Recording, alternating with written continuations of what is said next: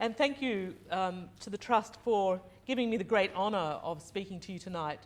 As I listened to the roll call of distinguished guests, I thought, I think I'm going to offend all of them.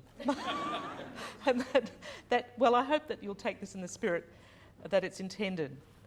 Because, as Max said, I think it's important sometimes that we ruffle a few feathers and think a little, maybe obliquely, about what it is that we're doing. I'd like to say that I much admire the work that the Trust does, and I know that many of you are members and you work extremely hard in a voluntary capacity to ensure that our heritage is respected and appreciated and protected. And we're here tonight, as you've already heard, to commemorate the great C.Y. O'Connor and one of his monumental engineering achievements, what we now call the Golden Pipeline, recognised on the National Heritage List as a result, I have to say, of very vigorous advocacy by the National Trust. Together with the Premier of the day, John Forrest, O'Connor sought to transform Western Australia for commerce and industry. Fremantle Harbour, the railway network and the pipeline were part of a grand plan to expand farming and mining, to enable efficient transport and to provide the support of infrastructure that would help develop the more remote areas and bring the resulting products to the world. That's what they were about. The landscape and the population were transformed by that growth. New farming areas were opened up in the Wheatbelt and the southwest. The population increased dramatically and gold mining wealth spread throughout the colony. Some of the buildings that I'm not quite sure when this was built, but some of these buildings almost certainly owe their origin to that period, or at least to the wealth that was generated then. In his Australian Dictionary of Biography entry, Cowley observes, and I quote, "The Forrest government was extraordinarily lucky. While the eastern colonies were suffering from droughts, depression, unemployment, financial crises and bank crashes, one new goldfield after another was discovered in Western Australia, especially Kalgoorlie and Coolgardie. Hundreds of companies were formed in the eastern colonies and in London to exploit the gold deposits, and much capital flowed in for investment in mines, business and property. The spectacular boom reached its peak in the years 1898 to 1903. The population rose, wait for it, from 59,000 in 1892 to 180,000.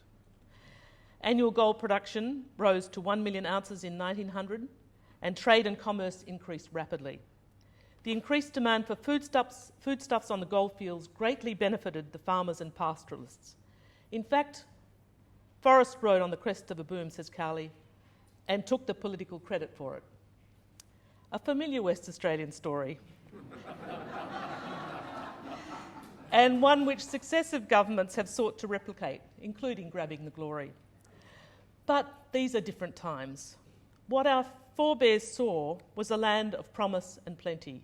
And my ancestors, some with chains around their ankles initially, did go into the farming business around Southern Brook. They saw a land of promise and plenty with no apparent limit to what feats of human engineering could achieve in pursuit of never-ending growth. This was forever after. What we have inherited, however, along with the wonderful engineering feats and the spread of agriculture and the development of our cities, is an increasingly degraded landscape, less able to support agriculture and our native wildlife, polluted waterways, just check out the Avon River sometime, congested cities, and a climate teetering at the brink, I think, of delivering what will be, for some at least, intolerable living conditions. And these phenomena, the natural and the built environment, are all linked. As the former director of Kings Park and Kew Botanic Gardens, Stephen Hopper, put it in a recent essay on biodiversity in Western Australia, salinity due to excessive destruction of native vegetation silently consumes vast areas of the wheatbelt, including towns and roads, as well as farmland and bushland alike. We are, he says, literally poisoning our own nest. These are the unlooked for consequences. It's accurate to say that we are living in what Dutch chemist Paul Crutzen has dubbed the Anthropocene, and that our dominion over all the earth, to quote from the Bible, has changed and is changing our world in ways that defy technical solutions, certainly easy technical solutions. Yet the pursuit of economic growth remains as important today as it did in O'Connor's time. It remains firmly entrenched as the current orthodoxy which judges achievement and public policy almost exclusively in economic rather than in moral terms. The results that when we consider whether to support a particular proposal or initiative, we don't ask whether it's good or bad, the moral frame, whether it will help bring about a better society or a better world, but rather how it will affect the economy, whether it's efficient, whether it will lead to increases in our gross domestic product, and if so, precisely how much it will contribute to growth. As a consequence, if you listen, our progress is now almost invariably judged by how well we implement policies which lead to growth in the scale and scope of market activity. Growth is the answer to almost every problem. More economic growth is invariably seen as beneficial. I certainly remember those mantras from my childhood: progress, development, growth, over and over again. Other national attributes such as the level of equality, the incidence of social problems, respect for human rights, the health and well-being of citizens, the state of the environment, heritage protection, and contributions we might make to global citizenship, to name but a few, aren't really given much debate in our political lives, or much airtime. This near-exclusive focus on growth does appear to make people uneasy. At the same time as they're experiencing, and we are collectively, higher and higher levels of material comfort, 83% of Australians endorse the view that Australian society is too materialistic, with too much emphasis on money and not enough on the things that really matter. And when you drill down and ask them about the things that really matter, heritage and environment are amongst them. But for the most part, the goal of economic growth is clearly the touchstone still of judging major public policy decisions, and is the most familiar subject of economic commentary in the media. Some indeed have described it as a secular religion, and the historian J.R. McNeill argues that the overarching priority of economic growth was easily the most important idea of the 20th century. It's obvious that there are two main omissions from these models and theories of growth: the planet and the human families and communities which live within it. These models neglect the fact that the human economy is embedded in the biosphere, which consists of living things, the products of living things, and the necessary resources and conditions for living things to survive and thrive. When they're considered at all, such resources tend to be viewed as infinite. We can just keep doing this forever. Often such consideration is simply omitted altogether, so problems are effectively defined out of existence. What problems with water supply? But recently, Nobel Prize-winning economist and New York Times columnist Paul Krugman reminded his readers that, and I quote, "We're living in a finite world, one in which resource constraints are becoming increasingly binding." Furthermore, accumulating evidence from a number of disciplines, including my own readopted field of psychology, point clearly to the conclusion that increasing material wealth does not in any case improve well-being past a certain point. In developed economies, characteristics such as greater income equality, fairly functioning political institutions, and the qualities of our environments broadly conceived are much more important.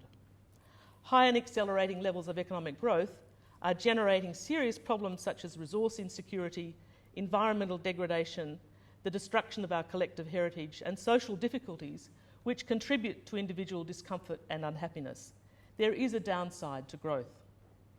In this context, it's not surprising that some of the most difficult conversations to have in Australia are those which seek to explore the heritage value of our places and landscapes. Indeed, when values are being debated, a rare event anyway in Australian politics, heritage is seldom mentioned. This week, I don't know if any of you heard it, I listened to a discussion about the proposal to build a golf course adjacent to Uluru. I noted that while there was mention of the possible threat to endangered species and some consideration of whether Indigenous sites may be destroyed, there was no mention of the impact a golf course would have on Uluru as a place with a particular history and meaning. In Kalgoorlie, where I'll be next week, the construction and extension of the super pit seems to have been undertaken without any careful consideration of what the pit would do to Kalgoorlie, a place with such deep meaning to anyone with an interest in Australia's past.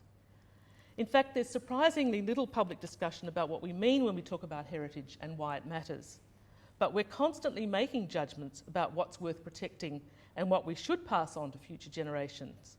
And it's very clear that not all of these judgments are carefully considered, and even when they are, many are hotly contested in an either-or fashion.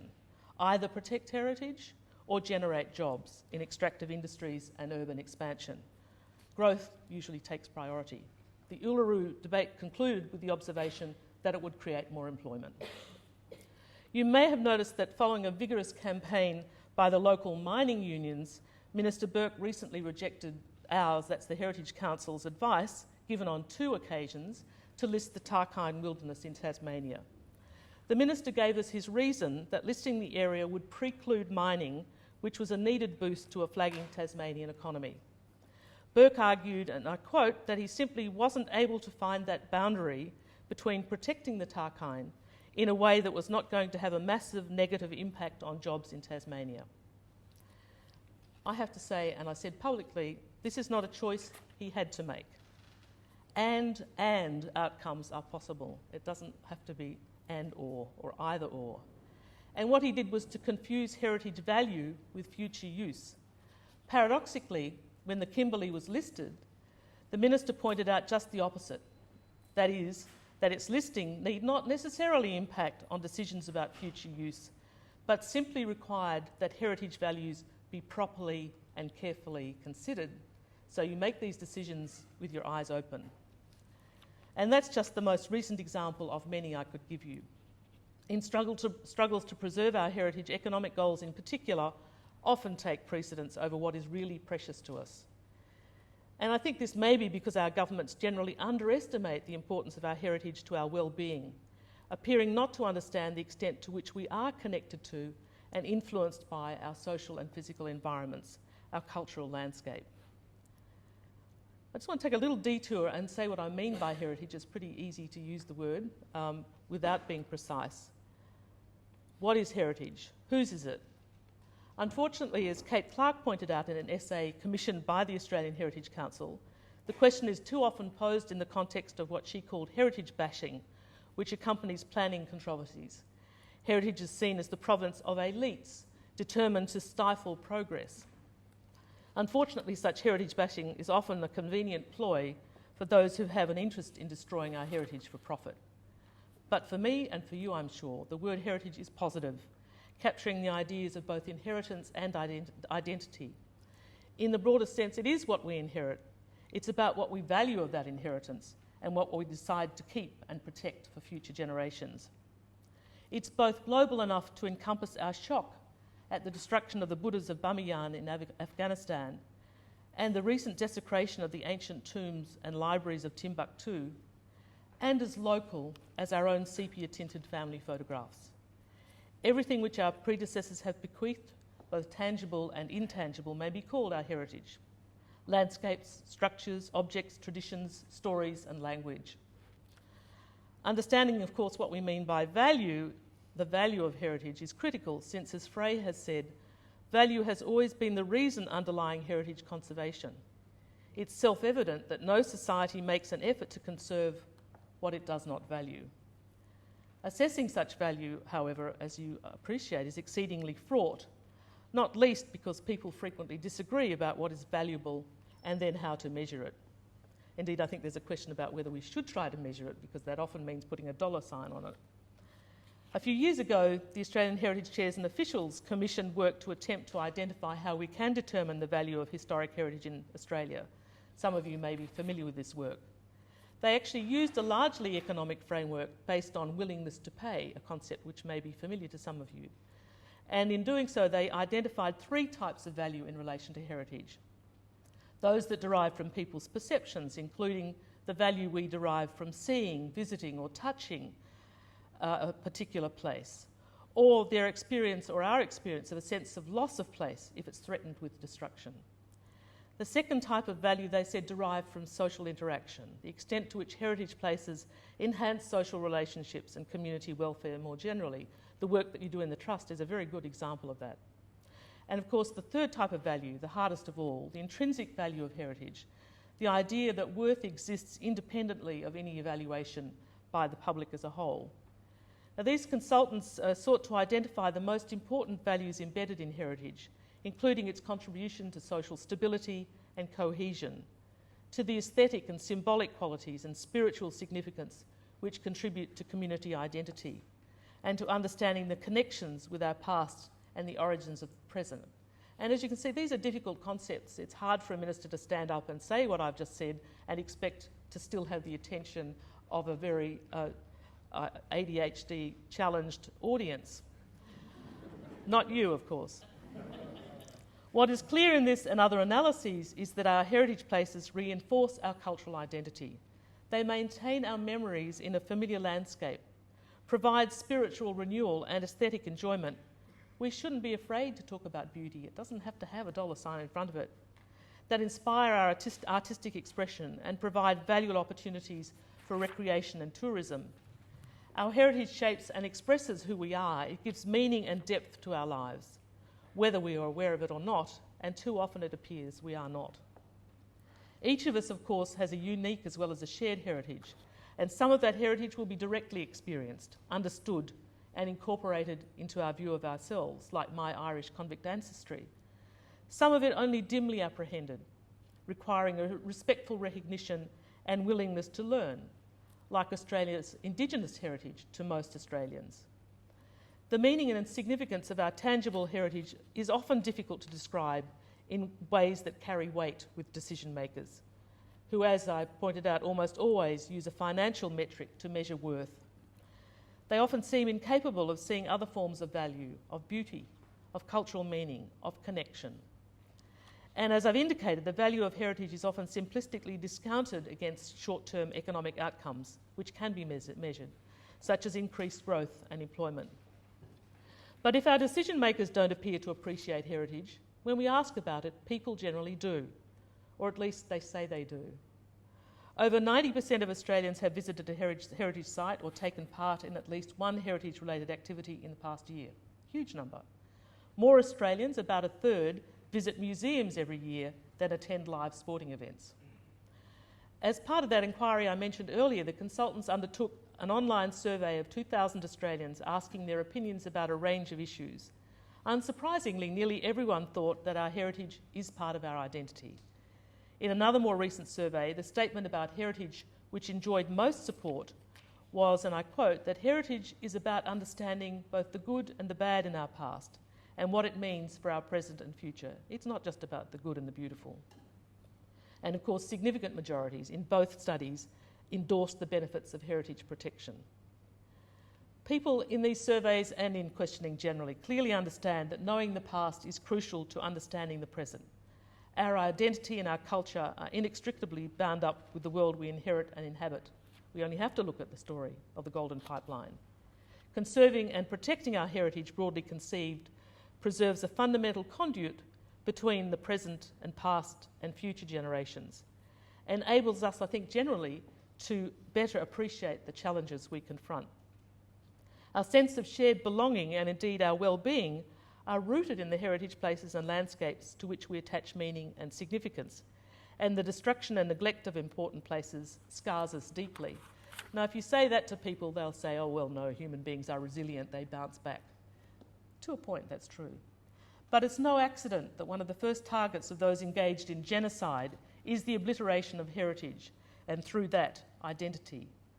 The destruction of important civic buildings and places of worship is often part of so-called ethnic cleansing in violent conflicts.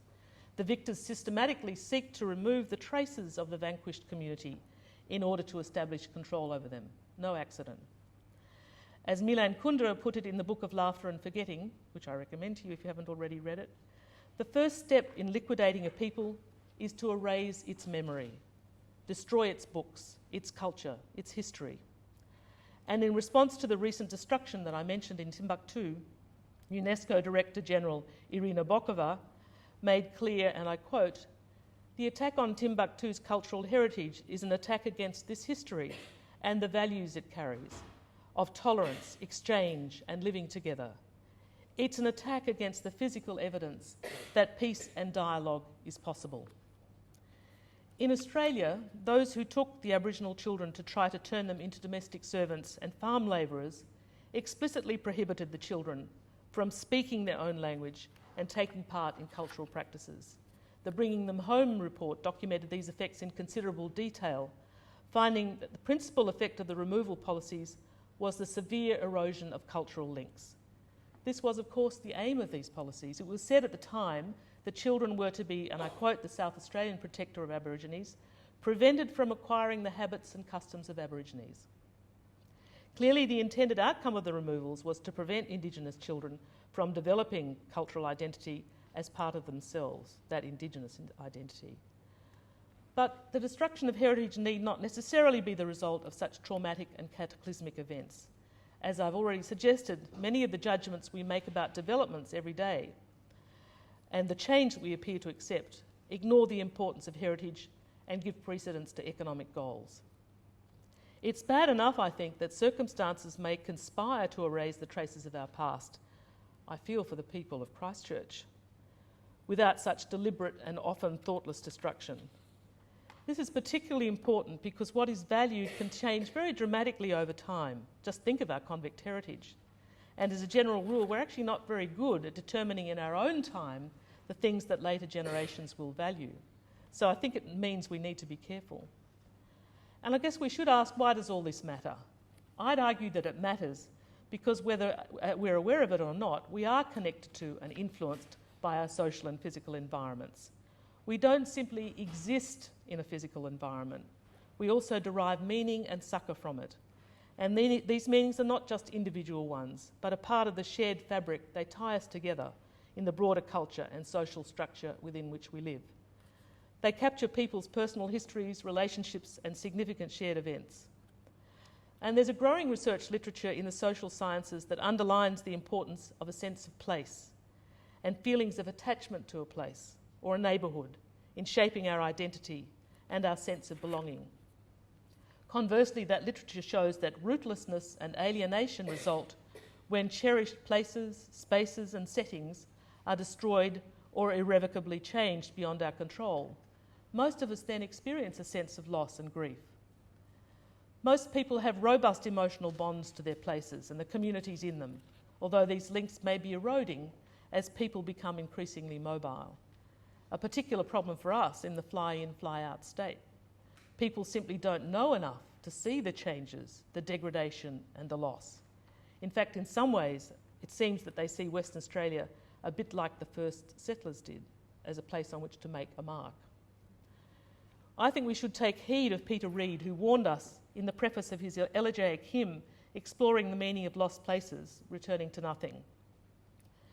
He says, "Let us not underestimate the effect which the loss of dead and dying places has on our own self-identity, mental well-being and sense of belonging."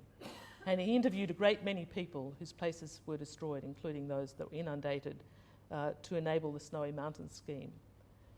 River scheme. Supporting his claim is the now considerable volume of systemic research that our very health and well-being depend in large measure on our relationship with our environment, broadly conceived, as the physical as well as the natural environment, the relationships we have with the people around us, and the natural and built environment we inhabit. If this cultural environment is destroyed or degraded, or if people are prevented from enjoying it, their health and well-being deteriorate. For example, research here in West Australia has shown that the happiest and healthiest Indigenous Australians with low arrest rates and good educational attainment are those who've been able to retain a strong attachment to their culture and have strong Aboriginal identities. On the other hand, the psychologically adverse consequences of the destruction of people's familiar environments have been well documented here too. For example, interviews with people living in the Hunter Valley of New South Wales found that the transformation of the environment from mining and power station activities was associated with significant expressions of distress linked to negative changes to interviewees' sense of place, well-being and control, and I might say increases in suicide rates. A phenomenon that philosopher Glenn Albrecht has described as solastalgia, a loss of a sense of place. In the Hunter, for example, millions of tonnes of coal are extracted each year using open-cut techniques, and we know what that does to the landscape, which blast away soil and rock and spread plumes of dust and settle on homes, crops and livestock. Sites are often permanently lit, and trucks and coal trains provide a background of constant noise. Rivers and streams are polluted. I think some of the opposition to the construction of a major industrial gas complex in the Kimberley and the proliferation of coal seam gas sites on agricultural land in New South Wales and Queensland almost certainly stems from people's desire to avoid such experiences as those in the coal area of the Hunter Valley and to retain their familiar and aesthetically pleasing environments, not to mention the desire to avert dust and noise and traffic and pollution. Such sentiments are often described, and indeed were in the Financial Review today, described as NIMBYism and given little weight. But I think they're an expression of a profound human need for connection with the natural world and cherished places, not to be lightly dismissed.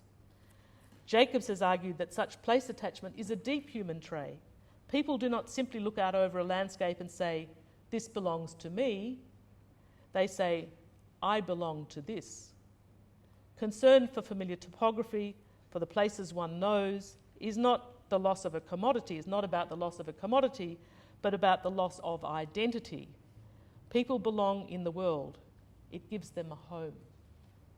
And such attachment has broader social ramifications. In one study of 4 communities in the United States, place attachment predicted better relationships between citizens. Attached community members were more satisfied with their lives, had stronger bonding and neighbourhood ties, were more interested in their family roots, trusted people more, and were generally less egocentric and more altruistic. That's quite a list. And we've just found here in Western Australia that those country people who are attached to their places are more likely to prepare for bushfires. Other studies have found positive links between the strength of these emotional bonds and people's resistance to change, which despoils their environment. Residents of a small rural community in Norway, who were most attached to the place where they lived, were shown to be those who were most strongly opposed to a proposed hydroelectric plant. Yes, they are troublesome, but generally they were also better citizens.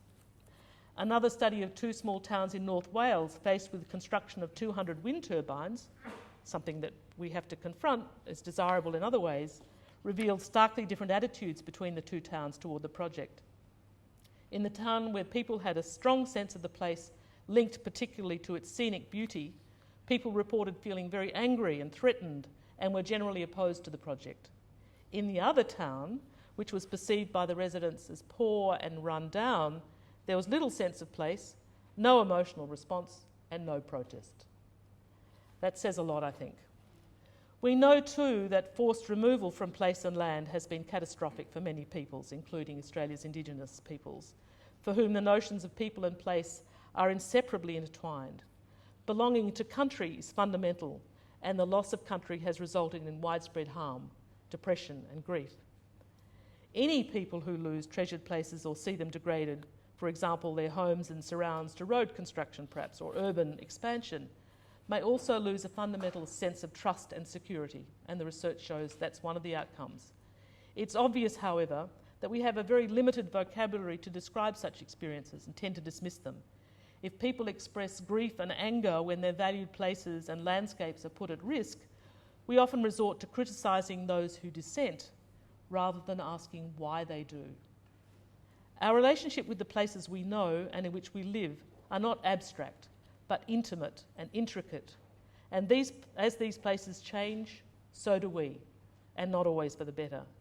Seeing one's home or neighbourhood damaged by poor planning can be even worse in some ways than experiencing the destructive force of natural disasters. At least the survivors of natural disasters receive public sympathy and perhaps some disaster relief. For most of us, the built environment is the setting and backdrop in which we live our lives. It affects our senses, our emotions, our participation in physical activity and community life, our sense of community and general well-being. Meanings are generated by buildings and spaces, which we read as we pass through them.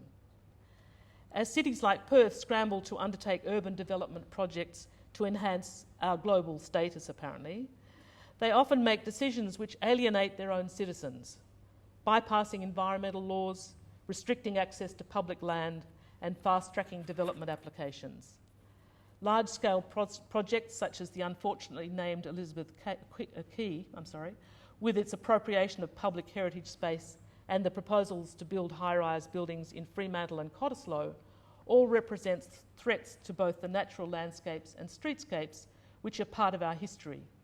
We're seeing, I think, an accelerated alienation of people from spaces.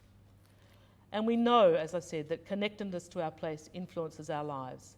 even something as simple as a walk in a park can have restorative effects on our mood and our ability to concentrate. There's now a very significant literature which shows big cognitive gains after exposure to a natural environment, improvements in memory, particularly among the elderly. Short-term memory improves, and children with ADHD are better able to concentrate. People undergoing surgery recover more quickly. In one suite of studies of a bleak public housing facility in Chicago, those residents who lived closer to green space and vegetation were less likely to use aggression and violence in dealing with one another. These are not insignificant consequences. And these elements may combine in unexpected ways. A jogger in Kings Park gets a recreational benefit from the physical exercise and the aesthetic enjoyment of the wildflowers, while simultaneously gaining spiritual succour, perhaps, from meditating while watching the sun rise over the river and contemplating the lives of those remembered by the War Memorial standing watch on the cliff's edge. I want to now conclude by making a few brief remarks about the state of Indigenous heritage, which I've only touched on, not least because the Australian Heritage Council has made Indigenous heritage a priority for our next few years, and because in many ways it provides something of a case study of the challenges to heritage more generally. The recent State of the Environment report in assessing Indigenous heritage concluded that individual decisions on assessment and development have resulted in progressive, cumulative destruction of our Indigenous cultural resource in all its forms.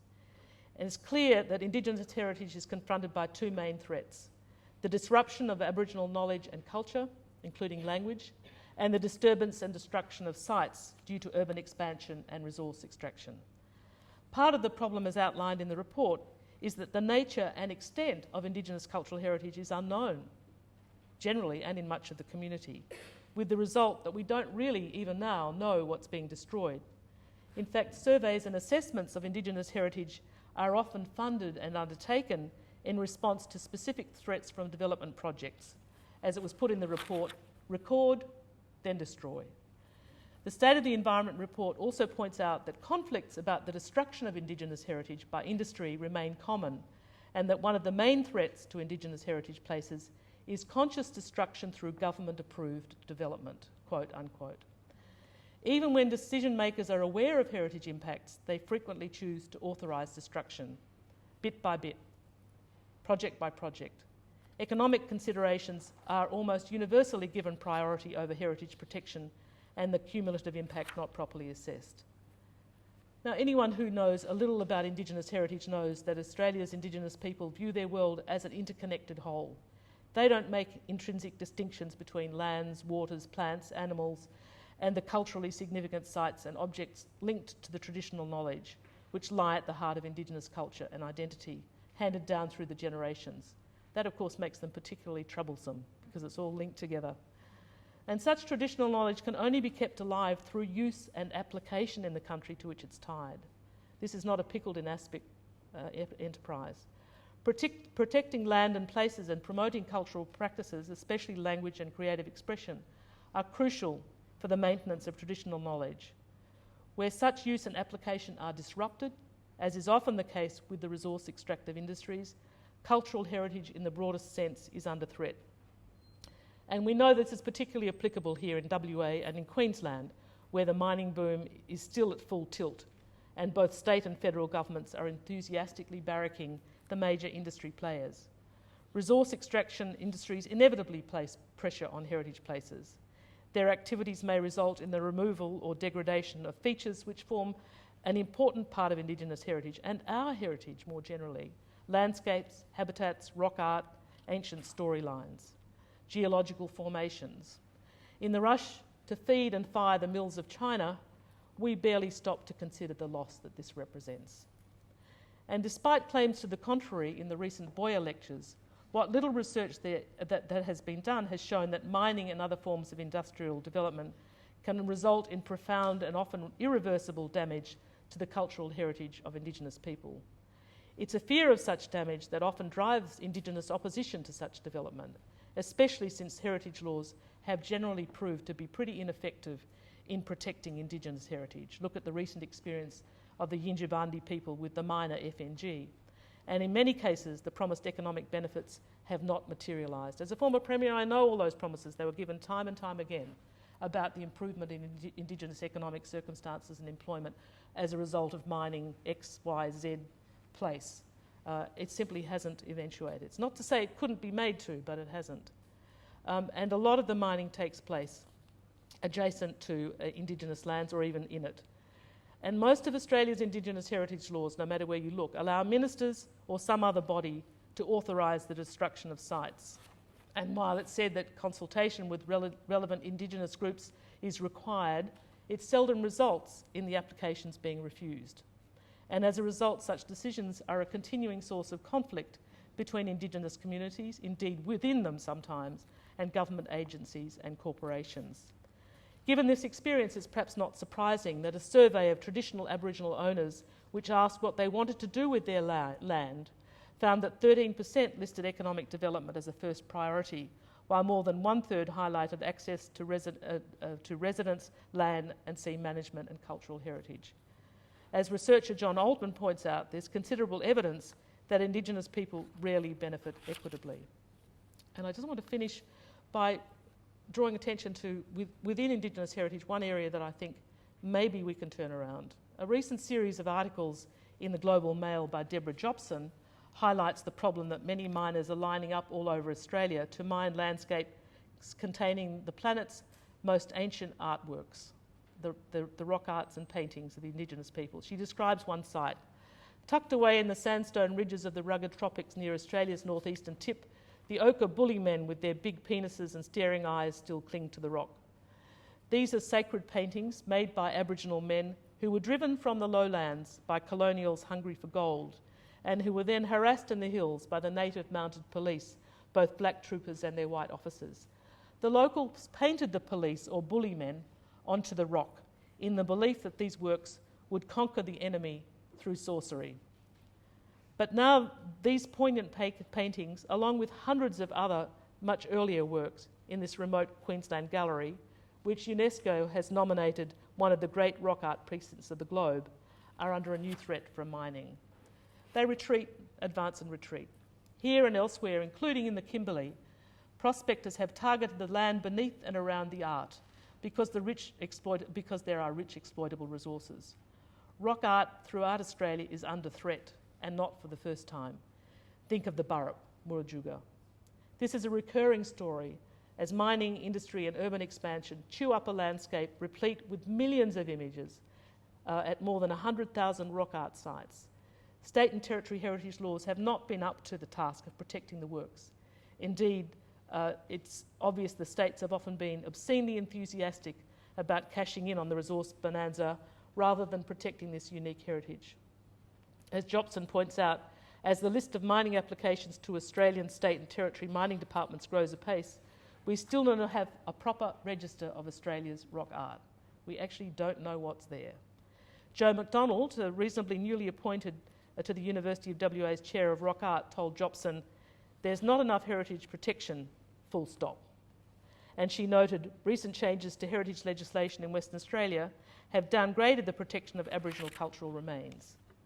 A conclusion sharply reinforced by the experience of the Gularabaloo people in the Kimberley when the responsible department recommended allowing the destruction of significant burial grounds and song lines to accommodate the construction of the gas hub. As I say, I think there's some hope here because these issues are now being raised in the public domain. They're being discussed in ways that may mean that we can develop the necessary public pressure that at least in this area of Indigenous heritage, where perhaps there's a more immediate contact between the European community and Indigenous people through the aesthetics of rock art, it has a much deeper and wider meaning to Indigenous people, that we can begin to appreciate the great legacy that we have in this country, the 40,000 or more years of Aboriginal habitation, and the very clear indications of that inhabitant and the lives that the Aboriginal people lived. Respecting the culture of Aboriginal people might well be an outcome of that greater understanding. I just want to say finally that this area, Indigenous heritage, is one I think that is in some respects a test of our seriousness in commitment to heritage protection. It's the hardest, it's the one most difficult for people to understand, but ultimately the one that says most about us as a country. Seaway O'Connor, my great-grandparents, all of our forebears, including those who arrived here recently, I think adopted a view toward Indigenous heritage was that it was not there at all, the idea that this was terra nullius or that it could easily be set aside. And I think for all of us, if we value our collective heritage as human beings, it's time that that attitude was set aside. Thank you very much.